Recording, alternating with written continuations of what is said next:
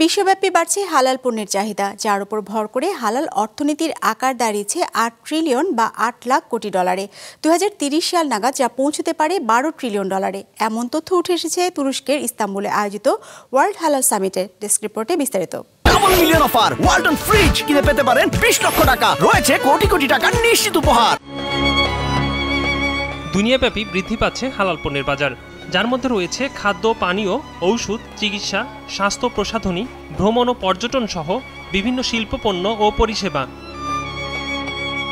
বিশ্লেষকরা বলছেন, মুসলিমরা হালাল পণ্য শরিয়াসম্মত বিনিয়োগ ও সুযোগ খোঁজেন, যার কারণে হালালের বাজার প্রতিনিয়ত বড় হচ্ছে। এর পাশাপাশি অমুসলিম দেশেও ক্রমবর্ধমান হারে বাড়ছে হালাল পণ্যের চাহিদা। বিশেষ করে হালাল খাদ্য নিরাপদ ও স্বাস্থ্যকর হওয়ায় এসব পণ্য এখন পছন্দের শীর্ষে। হালাল পণ্যের বাজারের পরিধি বাড়াতে ২০১৫ সাল থেকে আয়োজন করা হয় ওয়ার্ল্ড হালাল সামিট। প্রথমবার সে আয়োজনের বছর হালাল অর্থনীতির বাজার পরিমাপ করা হয় ১ ট্রিলিয়ন ডলার। আর চলতি বছর তুরস্কের ইস্তানবুলে অনুষ্ঠিত হয় সম্মেলনের ১০ম আসর গেল শনিবার। এবারের আলোচনার প্রতিপাদ্য ছিল হালাল বাজারের ভবিষ্যৎ ও বাণিজ্যের নতুন সম্ভাবনা।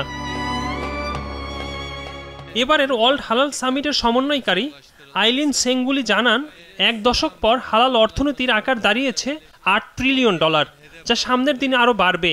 ২০৩০ সালে হালাল অর্থনীতির আকার ২২ ট্রিলিয়ন ডলারে পৌঁছাতে পারে বলেও জানান তিনি। ওয়ার্ল্ড হালাল সামিটের এবারের আয়োজনে অংশ নিয়েছে ৫ শতাধিক তুর্কিশ ও বিদেশি ব্র্যান্ড। ৫০টিরও বেশি দেশ থেকে আসে ব্যবসায়ীরা। দর্শনার্থী সংখ্যা ছিল ৯,০০০। এছাড়া ছিল ওমান, প্যালেস্টাইন, আলজেরিয়া, ক্যামেরুন এবং গো আফ্রিকা বিজনেস ফোরামের আলোচনা। আয়োজকরা জানান, প্রায় ১,০০০ ব্যবসায়ীর মধ্যে B2B বৈঠকের ব্যবস্থা করা হয়েছে এবারের আসরে। চলতি বছর ওয়ার্ল্ড হালাল সামিট যৌথভাবে আয়োজন করে standard and metrology institute for Islamic countries এবং OIC। এর সমন্বয়ে ছিল তুর্কিয়ের বাণিজ্য হালাল অনুমোদন সংস্থা। একরামুল ইসলাম খান, বিজনেস রিপোর্ট, মাছরাঙ্গা টেলিভিশন।